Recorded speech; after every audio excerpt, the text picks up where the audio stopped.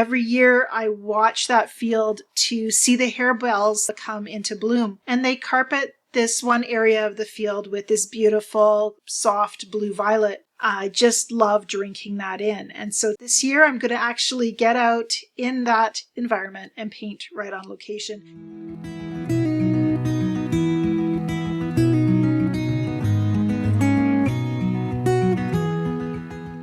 Laura Watson is a botanical artist from Vancouver Island, Canada. She features wildflowers of the West Coast in her nature journal and botanical painting videos. Her channel focuses on sharing practical tips to help you become a more confident botanical painter in less time, so you can keep up with the changing seasons in your nature journal. And I encourage you to check her video out after you've watched mine. Information for that is in the description below the video. It's an absolutely beautiful summer day, just the beginning of summer. And as a process-driven artist, experiencing my environment and allowing it to speak into my painting is a big part of my process. And one way I do that is by getting out on the land. I love painting landscapes, and I want to be informed by an inner landscape, a body of knowledge that I carry with me and that I trust to invisibly speak into my paintings, even when I'm painting from the subconscious. So today I've packed up my stuff, my watercolor supplies, my basic plein air kit, as well as a few little extras. And I've grabbed a larger piece of paper than I would ordinarily bring on location. I'm just going to be painting directly across the road from my house in this beautiful field. Every year I watch that field to see the harebells, the Campanula, come into bloom. And they carpet this one area of the field with this beautiful soft blue violet. I just love drinking that in. And so this year I'm going to actually get out in that environment and paint right on location with a large piece of paper. This is a half sheet watercolor paper. Half a sheet is about 22 inches by 15 inches. And I've cut it down, taped it onto a painting surface. And in my painting kit, I've brought my usual plein air palette, a large handmade brush, as well as a soft flat brush. I've also brought my pigment powder. This is a little delicious looking goodie that I bought in Venice a few years ago at a little art supply store called Arco Balena. And I haven't used it yet. They're just a dry pigment powder. You can mix it with a paint medium to create your own watercolor or acrylic or oil paint. I'm just going to bring it along and let the landscape speak to me and see where I end up. Process painting is so important to me. Just letting myself not have a reason for the choices I make, aside from I felt like maybe it was a good idea at the time, and then trusting those reasons. I really want to lean into the commitment of whatever happens on the paper and not second guess it. I'm sprinkling pigment powder down on the page and just smearing it around with my fingers onto wet paper. Let's splash a little water as well and start to get that pigment moving. Let's bring flow into this practice as a way of painting intuitively, as a way of letting the paint inform the process and being just really vulnerable to whatever decisions happen to flow onto the page. I have a beautiful shade of manganese violet from Daniel Smith. That's coming on the page as well. Choosing colors that are relatively new and letting them flow together without trying to control it too much. Whenever I size up on my paper, I want to size up everything. I want to have bigger brushes, more water, and actually most of the time I wouldn't use my plein air palette because it's not a big palette. It's got not a lot of room for the brush to lift up paint. Painting with the environment is a tactile experience. Bringing whatever is at hand, dragging blossoms through the paint and letting them make mark on the wet paint and paper. It feels like a connectedness that's very freeing. I've got a green that I brought along as well. It's actually called Shire Blue from Schminke. It's one of their super granulating colors. And so I know it will also really want to flow beautifully on the paper. And we're just going to place it in just a few areas on the page to just indicate that foliage. Freedom for me means a lot of loose spatter, dragging in the paint, inviting flow, using scribbly marks, not being super sophisticated with my own movements, and getting in close, attentively with my physical body, leaning in with my mindset of being focused. And it's tricky. It's a windy day. In order to keep a loose painting like this fresh, you might end up painting for far less time than you think. Truthfully, I could have stopped right now and had a lot of beautiful little moments on the paper.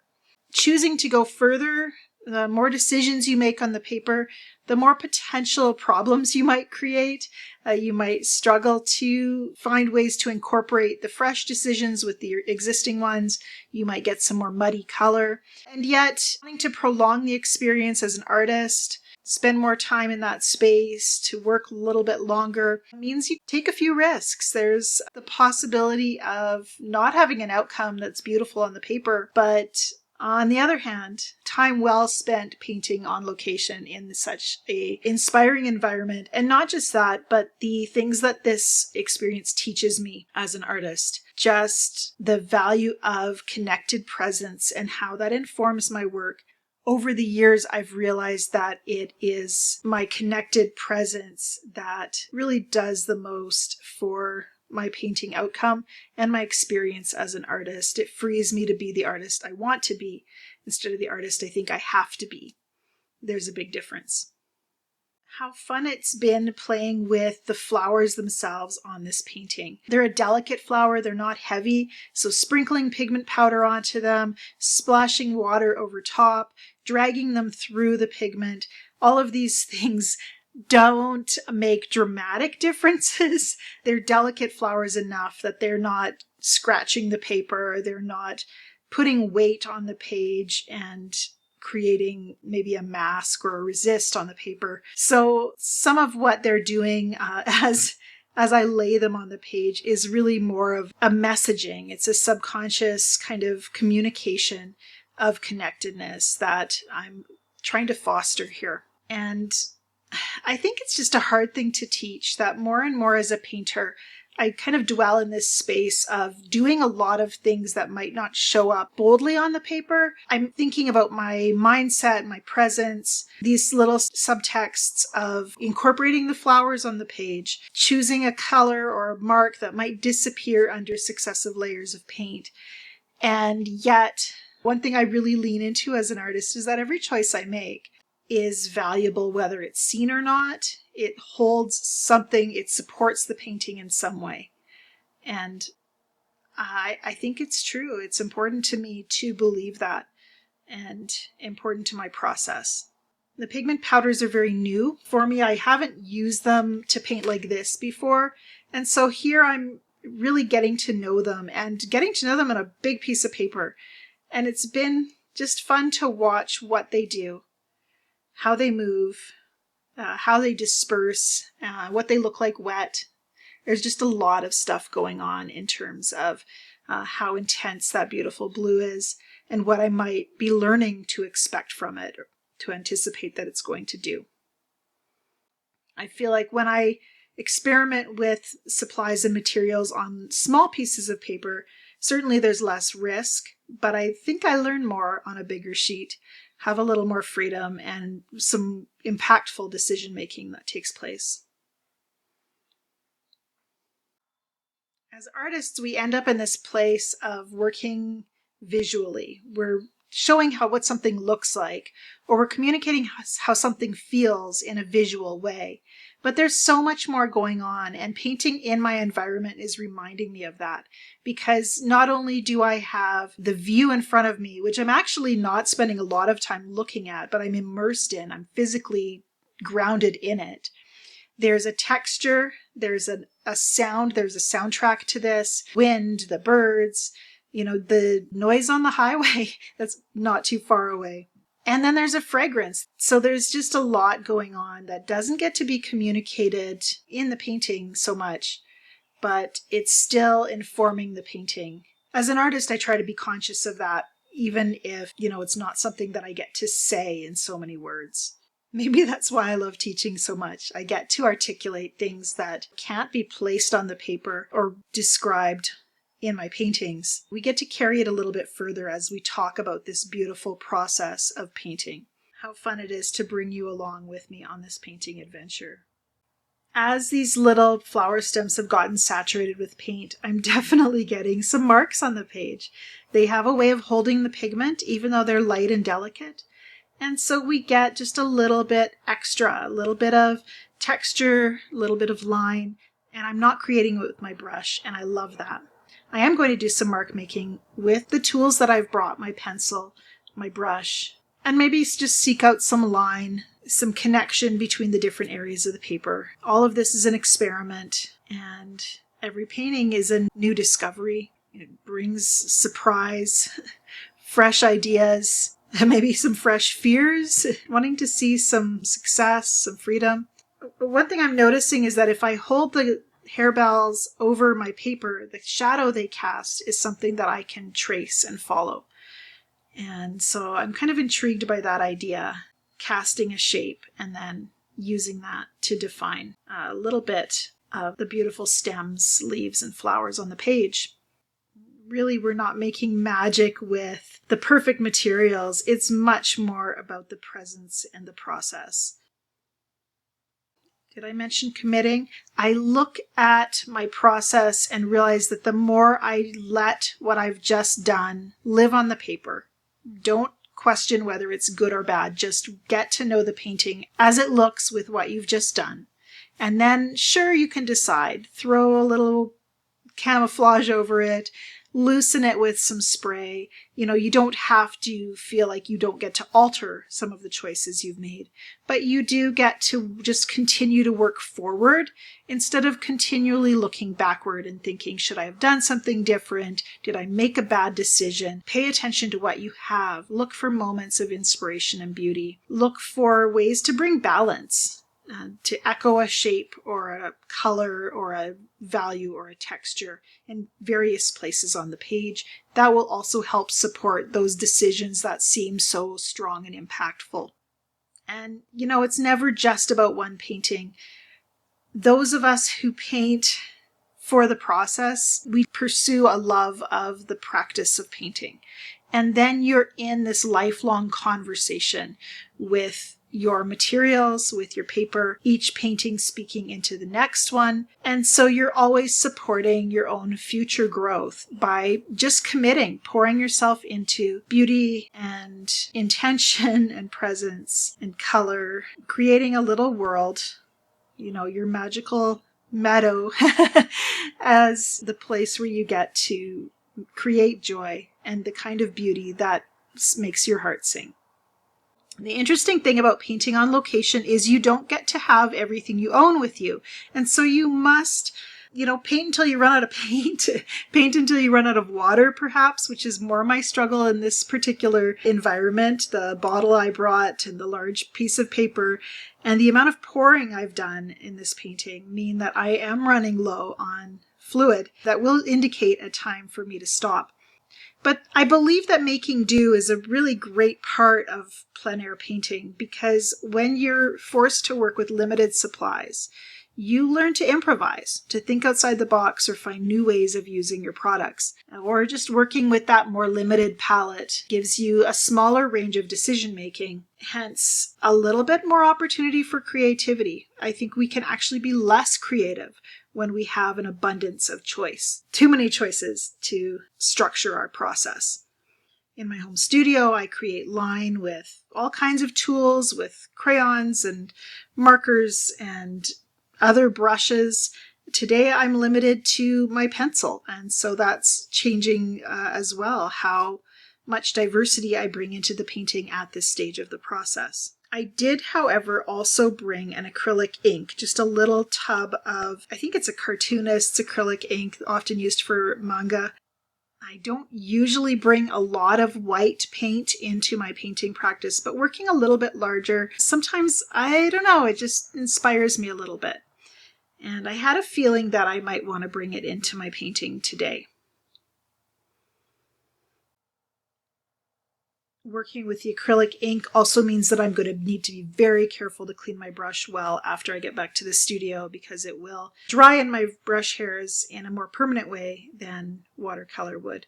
Having added some water to the pigment powder means I can pour the pigment powder across the page as well, and just really see some beautiful rivulets of color. I can't wait to show you.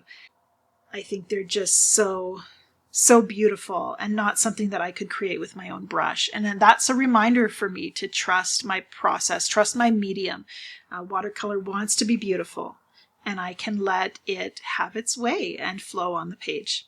Just like this wild and beautiful meadow that has every year beautiful new growth, I can kind of trust my own process, let it be as organic as I'm inspired for it to be, and not be necessarily the most structured artist in the world, but let my curiosity and my engagement with my subject lead my painting practice. I am going to develop this painting a little bit further in the studio. I can't wait to show it to you a little closer and talk about some strategies that will bring it to a little bit more finished state. Pull it together. Most of the time when you have a painting like this, painted with a lot of intuition, but maybe a little bit unfinished feeling, there are not a lot of decisions that go into finishing it and giving it a sense of completeness. It actually takes a lot less than you might think. And, that's kind of a nice thing to realize. Less of me, more of just letting the painting's beauty shine through. Join the Heart-Led Artist Journey for monthly lessons that will help you develop your own heart-prioritizing artistic style. So I'm back in the studio and the chaos. I think I have more room out in the meadow, but I wanted to take a look at what I've created on location and maybe think about, do I want to bring in anything or add anything to this painting or subtract anything? That's always an option. So I really like the idea of maybe bringing in some of the Campanula, the harebell shape, over top of some of the beautiful flow that I have here. I love this little flower here. I love the richness of the cobalt pigment that just flowed all over, and some of the droplets and little bits of texture here and there. There's a few spots where I can actually rub the pigment powder and pick it up with my finger. There's little granules all over the place. Little bits of leaves apparently too. Over here there's a lovely little pop of yellow-green coming up. That's really pretty. But I've actually done something to help me here, and that is I've made my own stencils. I actually took a purchased stencil that I had and sketched some Campanula blossoms and just cut them out with a sharp knife. And I've kept the negative. I could actually work with these as well. Or the positives, I guess. This would be the negative shape. But we're going to start with the negative shape. And I think we're just going to try lifting out some additional Campanula blossoms. I could also use the commercial part of the stencil. I have stencil material somewhere, but storage in the studio, sometimes it means you can't find what you're looking for. So creating your own stencil is a great way to build something to scale with what your painting is, knowing that I can take my Campanula inspiration, sketch out those shapes onto stencil medium, and acetate or plastic, anything that's kind of heavy enough to hold its shape, and then, enhance and work with the painting. The other thing I was thinking about bringing in the studio, kind of finishing up, is maybe a water-soluble crayon for some line work. So we'll see if we get to that. I'm going to take my time at this part of the process. I love the pencil marks that are popping up here from that big chunky carpenter's pencil, sketching pencil that I used as well. So just different things that are inspiring my next steps. And at this stage, I always want to be taking my cue from the painting and what the painting is kind of asking for. This is a bit of magic eraser. It's just a cleaning product, a microfiber sponge that you can buy in the cleaning section of your local market, grocery store, wherever you buy your cleaning products. And it's a microfiber, so it's not the original version of the magic eraser doesn't have any chemicals in it. It's just the texture that gives it the ability to remove stain, like crayon from your walls. It's kind of one thing it was marketed for. And so that's what I'm going to use it for today, is just lifting out in my painting from my stencil here. I'm going to just mostly follow along the edge of one edge of this blossom and see if I can't pull out a little hint of the flower shape. So that's very discreet, very subtle, very demure. And we're going to continue to work with some of these shapes in a few different spots and just using the magic eraser dampened to lift color. As it lifts, it also deposits pigment onto the scrubber, so you want to rinse it frequently, or just be aware that any color you lift will get redeposited if you don't clean your sponge regularly. Another blossom shape there. So we're kind of coming towards white as I lift out. Looking for just maybe over here. I like this area. And mostly I kind of dab with the scrubber. And I like that this is a kind of a flawed process. I'm not getting back to pure white. And I have the ability to be fairly precise in how I lift. But I also like the fact that it will redeposit color just a little bit. And sometimes that can just give it kind of a soft, blended in look. So this one's going to be a little starker just because of where I placed it over that highly saturated pigment. Let's give it a little rinse again. I only have a handful of shapes, so one way you can vary them is I might flip the stencil and move from the other direction, so we have some kind of variation there, and of course changing up the angle as well. That one's very bright. We're going to tone that back in a minute and just add a little bit of paint or line or color of some kind to it. Now I've got two shapes that are very similar, very close to each other, so we'll want to break those up somehow. One way I could do that is just by changing the shape of one. I'm just going to overlap another one of my blossom stencils.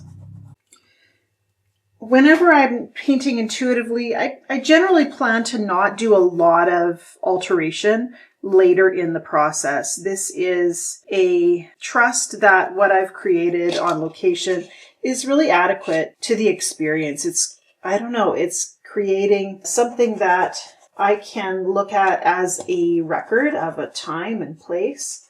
And so if the painting is kind of developing in a way that's exciting to me, certainly I want to take it a little bit further and or bring it to a place where it feels kind of complete. But I don't want that to be a pressure to create a lot of alteration and thus finish the painting. So really, if I have something I'm excited about, I might develop it, just with a little bit of time in the studio. But ultimately, I want to be able to feel like there's very little that needs to happen to kind of capture that sense of time and place. I have also created some little viney bits that echo the stems and leaves of the Campanula.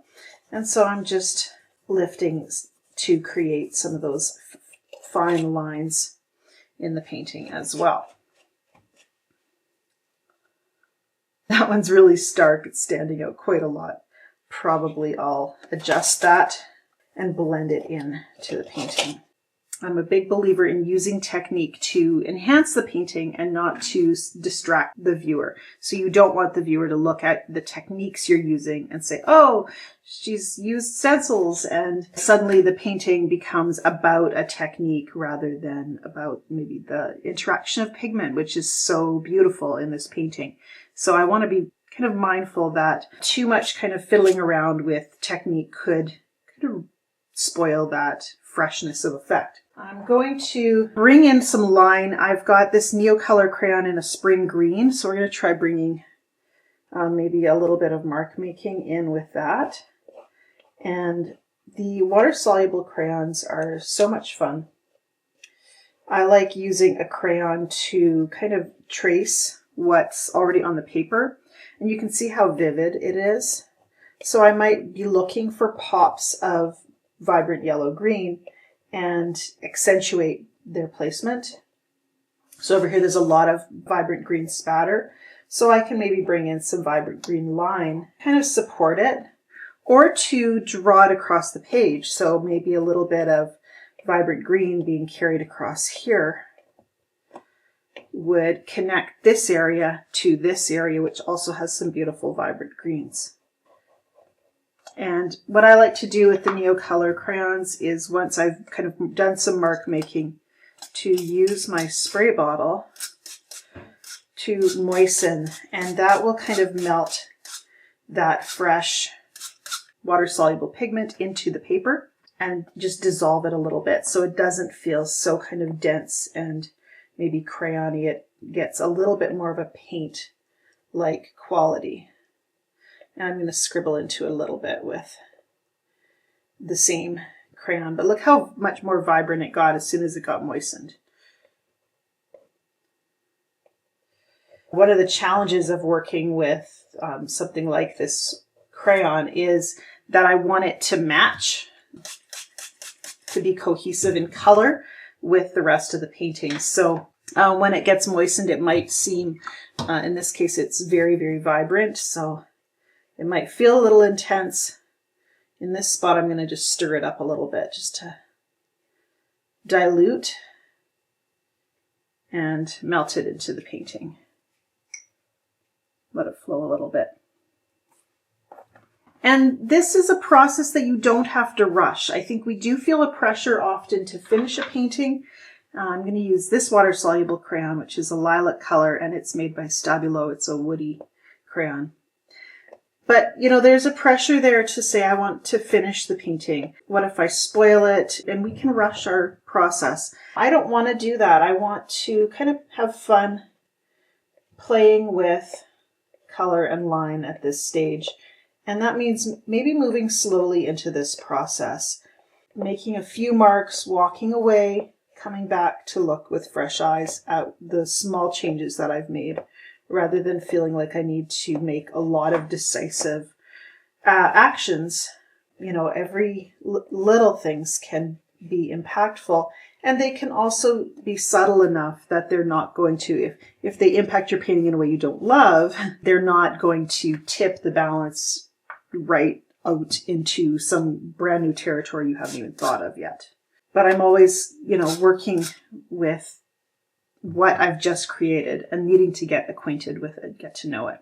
I like the way I blended that little vine. It's still there. Anything you've done in your painting in watercolor, it stays. It lives with the painting. Even after you've covered it with paint, we believe in that transparency of watercolor to continue to have those underlayers speak up through whatever you've done.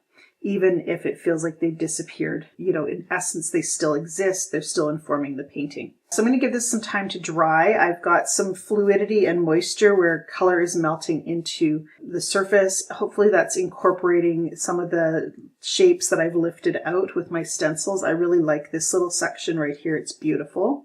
This section feels a little bit, maybe if I just blot a little bit, that'll make it feel a little more transparent and less heavy.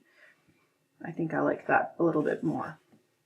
So a little lifting can bring back and help melt some of that water-soluble crayon in. It's actually kind of working to blend things with kind of some softness and some flow. I want a seamless feeling from first and second layer as they kind of interact with each other.